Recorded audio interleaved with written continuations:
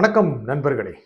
வைகோ, துரை வைகோ அப்படியே விஜய் அவர்கள் பக்கம் போயிருவாங்களோ அந்த மாதிரி இண்டிகேஷன் காமிக்கிற மாதிரி தெரியுதுல்ல. என்ன நடந்தது? முக்கியமாக அதிமுகல இருந்து குதிரை பேரம் நடந்ததா அப்படின்னு கேட்டபோது வைகோ என்ன சொன்னாரு? 2006ல என்னென்ன பண்ணாங்க? அவர் கட்சியிலிருந்து ஜெயிச்சு வந்த கம்பம் ராமகிருஷ்ணனை ராஜினாமா செய்ய சொல்லி திமுக ஆட்சியில திரு கருணாநிதி முதலமைச்சராக இருந்தபோது தேர்தலை போட்டியிட வைத்து அவரை திமுக எம்எல்ஏ ஆக்கலையா? அதே சமயத்துல அனிதா ராதாகிருஷ்ணன் அப்போ அதிமுக எம்எல்ஏவா இருந்தவரை அப்படியே ராஜினாமா செய்ய சொல்லி தேர்தலை போட்டியிட வைத்து திமுக எம்எல்ஏ ஆக்கிடலையா? அதுக்கு என்ன பேரு அப்படின்னு வைகோ கேட்ட போதே நமக்கு கொஞ்சம் சந்தேகமா இருந்துச்சு. அப்புறம் துரை வைகோ அப்படியே பாராட்டா அள்ளி வீசுறாரு. இந்த கட்சிக்கு 1 வருஷம் டைம் கொடுக்கணுங்கிறாரு. விட்டா 5 வருஷம் சொல்லிடுற மாதிரி தெரியுது. அதுக்கப்புறம் ஜாதி, மதம், பணம் எதுவும் இல்லாமல் எல்லாவற்றையும் எதிர்த்து வென்று வந்து விட்டார் விஜய் அப்படின்னு புகழ்ந்து தள்ளுறாருங்க. இந்த மாதிரி இன்னும் எத்தனையோ, அது மட்டும் இல்லாம வேறு ஆதிக்கங்கள் வந்து விடாமல், முக்கியமாக பாஜக போன்ற கட்சிகள் வளர்ந்து விடாமல் தமிழகத்தில் காக்கின்ற இன்னொரு திராவிட கட்சி தான் தாவேகா அப்படின்ட்டாரு. திமுக ஒரு திராவிட கட்சி, அதிமுக திராவிட கட்சி, இன்னும் பல திராவிட கட்சிகள் இருக்கு. தேமுதிக, மதிமுக, நிறைய திராவிட கட்சிகள். அதுல தாவேகாவும் ஒன்று அப்படின்ட்டார். இப்படியே போக போக பார்த்தோம்னா என்ன ஆகுங்கிறதே தெரியல அப்படிங்க. என்ன ஆகுங்கிறதே தெரியலைங்க. என்ன பண்ணுவாங்க? மெதுவா திரு வைகோ அவர்களும் திரு துரை வைகோ எம்பி அவர்களும் மெதுவாக திரு விஜய் தலைமையிலான தாவேகாவுக்கு ஆதரவு கொடுக்க தயாராகி விடுவார்களா? அது முடியுமா? மதிமுகவுக்கு 2 எம்எல்ஏ, அவங்க உதயசூரியன் சின்னத்தில் ஜெயித்தவர்கள். ரொம்ப கஷ்டம். அண்ணா அறிவாலயத்திலேயே இருக்கணும். அப்படிதான் இருக்கணுங்கிற அவசியம் இல்லைங்க. அதை எப்போ கட்டுப்படுத்தும் தெரியுமா? சட்டப்பேரவையில திமுக என்ன முடிவு எடுக்குதோ அதே முடிவை இந்த உறுப்பினர்களும், மதிமுகவோட 2 உறுப்பினர்களும் உதயசூரியன் சின்னத்துல ஜெயிச்சவங்களும் கடைபிடித்தாக வேண்டும். கொறடா உத்தரவு சொல்லுவாங்கல்ல, அது கடைபிடிச்சாகணும். ஆனா மற்ற சமயங்கள்ல திரு விஜய் அவர்களை ஆஹா ஓஹோ அப்படின்னு பாராட்டுறதற்கு எந்த தடையும் இல்லை. சட்டப்பேரவைக்குள்ளேயும் பாராட்டலாம், சட்டப்பேரவைக்கு வெளியேயும் பாராட்டலாம். ஏன் பாராட்டிங்கன்னு கேட்க மாட்டாங்க. கேட்டு கட்சியை விட்டு போங்க, நீங்க திமுக எம்எல்ஏ இல்லை அப்படின்னா ரொம்ப சுதந்திரமா வெளியே வந்து அவங்க அப்படியே தாவேகா அணியில ஐக்கியமானாலும் ஆயிடுவாங்க. இப்படி நம்ம விட்டு விட முடியாதுங்க. 5 வருஷம் இப்படி இருப்பாங்கிறதுக்கு எந்த உத்தரவாதமும் இல்லை. மெதுவாக 1-2 வருஷம் போன உடனேயே அந்த பதவியை ராஜினாமா செஞ்சாலும் செஞ்சிருவாங்க. அப்புறம் மதிமுக அவங்களுடைய ரொம்பவும் விருப்பமான பம்பரம் சின்னத்திலேயே நின்று ஒருவேளை தாவேகா அமைச்சரவையில் இணையலாம். எல்லாம் லாம் தான், ஊகங்கள் தான். இன்னைக்கு நடக்கிறது என்ன? திமுக அணியில இருக்கின்ற மற்ற கட்சிகளை என்ன பண்ணாங்க? முதலில் யார் போனாங்க? காங்கிரஸ் கழட்டிட்டு ஓடிடுச்சு. அவங்களுக்கு அமைச்சரவையில பதவி. அதுக்கப்புறம் கம்யூனிஸ்ட் கட்சிகள் வெளியிலிருந்து ஆதரவுட்டாங்க. அப்புறம் இந்திய யூனியன் முஸ்லீம் லீக் என்ன பண்ணாங்க? நேற்று இன்று நாளை திமுகவோட தான் சொன்னவங்க நேரா போய் இணைந்து ஒரு அமைச்சரும் வாங்கிட்டாங்க. தமிழக வரலாற்றுல முக்கியமானது முதல் முறையாக. அதுக்கப்புறம் என்னாச்சு? விடுதலை சிறுத்தைகள் யோசிச்சாங்க, இப்படி சொன்னாங்க அப்படி சொன்னாங்க. திருமாவளவன் இதை சொன்னாரு அதை சொன்னாரு. அவருடைய கட்சியிலிருந்து திரு வன்னியரசு அமைச்சர் ஆயிட்டார். திமுகல யாருமே இல்லைங்கிற மாதிரி ஆயிட்டாங்க கூட்டணி கட்சிகள். இருக்கிறவங்களும் ரொம்ப ரொம்ப வருத்தமா இருக்காங்க. நல்லா கவனிக்கணும். ஜவாஹிர்ல சொல்றாரு, திரு விஜய் அவர்கள் திமுகவை அந்த சாடலை வெளிப்படுத்திய போது, அந்த சாடின போது கூட திமுக எதிர்வினை ஆற்றல. அப்படி விமர்சனம் பண்ணாரு, ஒண்ணுமே பண்ணல. ஆனா இப்ப என்ன பண்ண நிலைமை பாத்தீங்களா அப்படின்னு சொல்றாரு. அவரும் உதயசூரியன் சின்னத்தில் ஜெயிச்சவர்.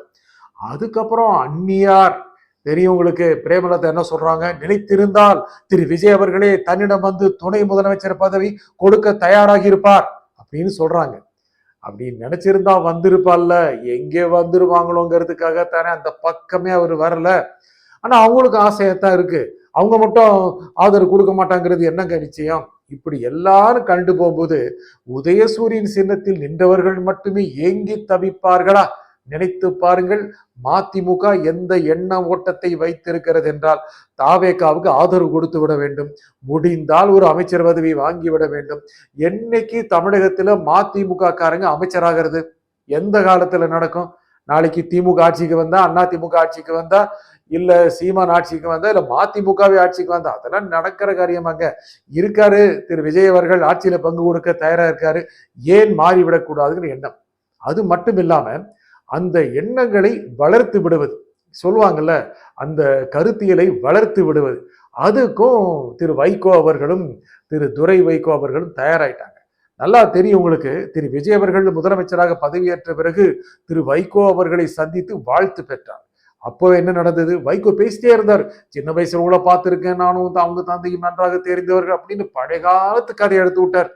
அப்பவே நம்மளுக்கு ஒரு சந்தேகம். அது மட்டும் இல்லாம திரு துரை வைகோ அவங்க வீட்டில் உதவிக்கு இருக்கின்ற பெண்கள் வரும்போது இவங்கெல்லாம் விசிலுக்கு தான் போட்டாங்க அப்படின்னு சர்டிபிகேட் கொடுத்தார். நமக்கு அப்பவும் சந்தேகம் வந்துச்சு, அவங்க மட்டும்தான் விசிலுக்கு போட்டாங்களா? இதெல்லாம் சந்தேகப்படக்கூடாது, நமக்கு தெரியுது. இருந்தாலும் என்ன பண்றது, நம்ம சந்தேகப்படாம இருக்க முடியல. என்ன பண்றது, ஒருவேளை எல்லாம் ஒட்டுமொத்தமாவே விஜய் அவர்களின் மனநிலையில் தான் இருந்திருக்காங்களோ அப்படிங்கிற எண்ணத்தை ஊக்குவிக்குது.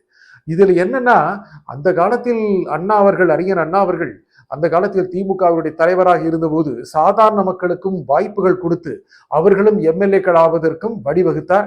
அமைச்சர் பதவியும் கொடுத்தார். அதற்கு பிறகு திரு விஜய் அவர்கள் தான் கொடுத்திருக்கிறார். இதே திரு துரை வைகோ அப்படி கோடி காட்டிட்டு போறார்.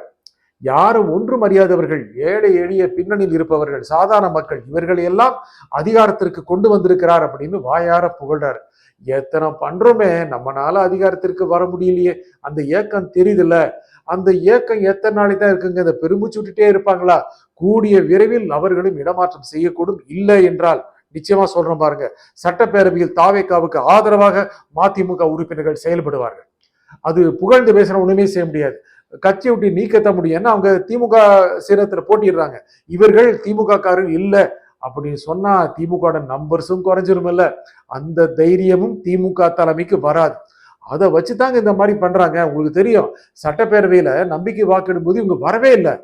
அப்ப என்ன அர்த்தம்? ஒன்று வந்திருக்கலாம், எதிர்த்து வாக்கெடுத்திருக்கலாம், வெளிநடப்பு செய்திருக்கலாம், நடுநிலை வகுத்திருக்கலாம், எதுவுமே செய்யாம வரவே இல்லை. அப்போ நமக்கு ஒரு மாதிரி புரிஞ்சுது இவங்க ஒரு ரூட் எப்படி போகுது அப்படின்னு. இந்த ரூட் சாதாரண ரூட் இல்ல, பல திராவிட கட்சியினுடைய அடிப்படையோட எண்ணத்தினுடைய ஒரு வெளிப்பாடு. திமுக அணியிலேயே இருக்கிறவங்க என்ன இன்னும் கூட பாருங்களேன், திமுக அணியில் இருக்கலாமா வேண்டாமான்னு யோசிக்கிறாங்க. என்ன, அவங்க நேரா போய் தாவேகால அமைச்சர் பதவி வாங்கிட்டாங்க. அப்படி இருந்து கூட திமுக அணியில இருப்போமா இல்லையாங்கிற வெளிப்படையா சொல்ல மாட்டேங்கிறாங்க. ஆனா மதிமுக பார்த்தோம்னா நேரடியா புகழ்றத பார்த்தா அவங்க தான் தாவேக அமைச்சரவையில இருக்கணும் மாதிரி தெரியுது.